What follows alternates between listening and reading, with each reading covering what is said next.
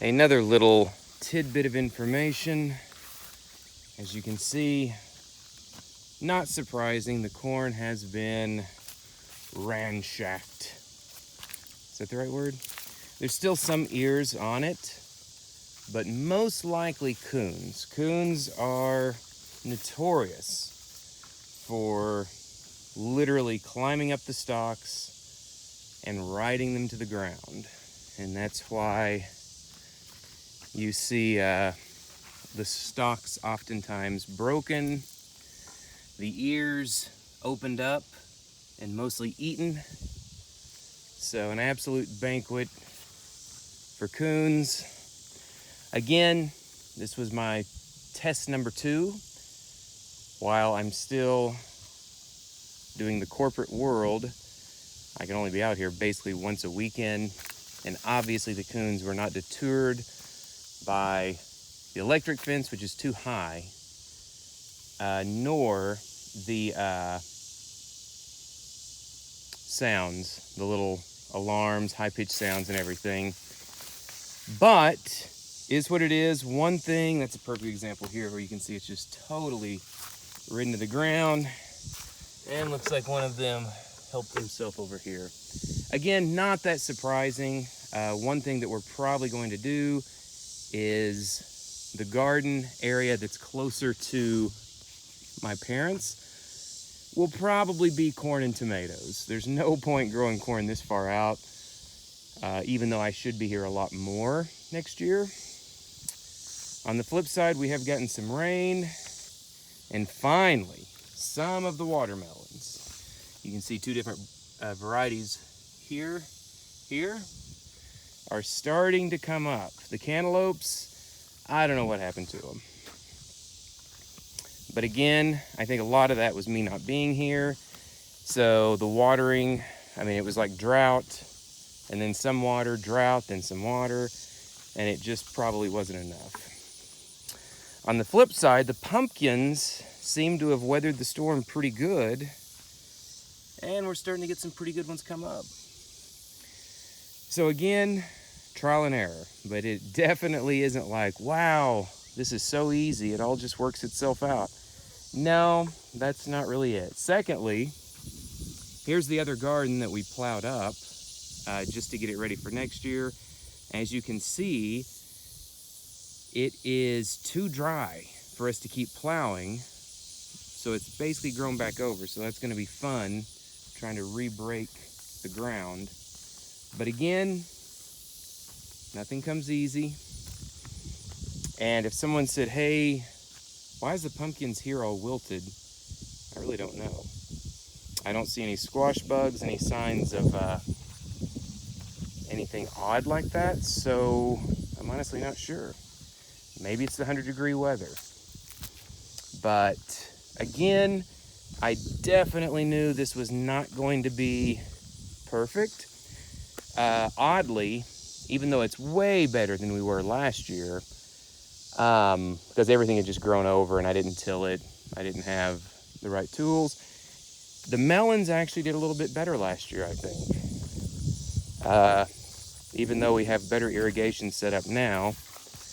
And I'm about to pick the okra, which is like on steroids, doing very good over here. And thankfully, nothing really likes okra as far as other than humans. So we'll see what happens. Same thing with the blackberries. We've got a variety here. Again, that's their first year. They'll need till next year before they start producing. This second year crop of Washita should start growing more by then. We will see. But again, just kind of building on what I originally said, none of this is going to work itself, so it is not easy peasy. And again, here is yet another variety of watermelon. We'll see what happens. Again, this was a little bit of a more serious effort, but at the same time, not perfect. The one closest to my parents' house, which has much more steady irrigation, looks tons better. You can see these huge vacant areas. Normally that wouldn't be vacant, but some of the stuff came up, some didn't. Crows kept pulling up the seeds. So again, live and learn. But that's how it goes. It's not going to be perfect, and you got to roll with the punches. And again, there's always a positive and a negative to look at it. There's so much okra. Unfortunately, this is too big, and you can hear it. It's too hard. It's dried out. So I basically just have to toss that. There's a ton more that big that needs to be picked. There's a ton more other than that that's small and is actually ready to be picked. But I'm running out of time, and it keeps raining, which isn't that's a great thing for August. But again, live and learn. It's one of those things where, hey, the okra is ready, and that stuff, wow, that is some itchy stuff once you go through that a few times. So make sure you wear a long sleeve and I don't know, cover your face or something. Don't scratch your face. If you know, you know. But again, live and learn. I mean, it kind of stinks. It says, James, you need to pick. Well, I think I'm out of time. I don't think I'm going to be able to, because I've got to go to church here in a minute, which is way, 45 minutes away. Then it puts me closer to my other house. I've got to do some work there for the corporate job tomorrow, a bunch of big meetings this week. So unfortunately, I'm probably going to just not get to pick it, which also means it's going to be the same boat next week. Let's drive up there really quick. Even though it's raining, I have to shut the gates.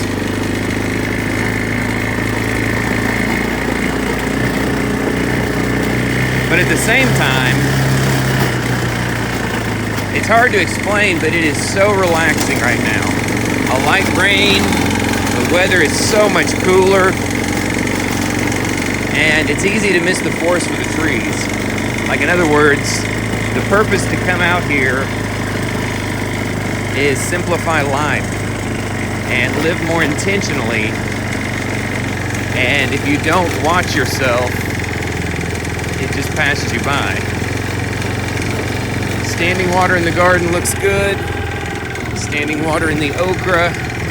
Yeah, I mean, I would be sinking shin deep if I was to go out there right now. But again, it's interesting how our modern mind works. For example, put the bench there. Apparently I had the phone covered up. And it's like, I can just relax. But then we don't ever allow ourselves time to relax. So again, still a lot of learning to do. By the time I come here next weekend, I really need to clean out between the blackberries, you can see. Refertilize them. There's the other blackberries. I need to do the same thing there. They should be easier. You can see the okra, amazing. Like that 5-gallon bucket, I barely got started and I'd already hit a 5-gallon bucket. But you can see they're so big, they're even falling off the plants. Again, my bad. I mean, probably need to pick those about every 2 days. And again, you can see the corn where it's almost for sure coons, because once they get into corn, it's pretty notorious. But yeah, live and learn, but it is worth it. Do something different. But again, kind of makes it all worthwhile. It's like constantly run, run, run, go, go, go. But just kind of sitting out here where I'm like, well, all right, it's raining lightly. You can kind of hear it hitting the leaves. Hear the birds waking up. With it raining, it's like, well, you can't get in the garden right now without sinking. So, James, you're just going to have to chill out for, the next hour before you have to leave for church, and then go back to Rogers area, start pulling the reports they're wanting you to have done this week, etc. But, again, Instead of always planning for tomorrow, live today. Does it sound deep? Nice cup of coffee. And it's weird if you just force yourself, say, forget all the stuff you're gonna do today, just chill. Listen to the rain, listen to the birds. Don't worry about football games or whatever else people are interested in. Just be still.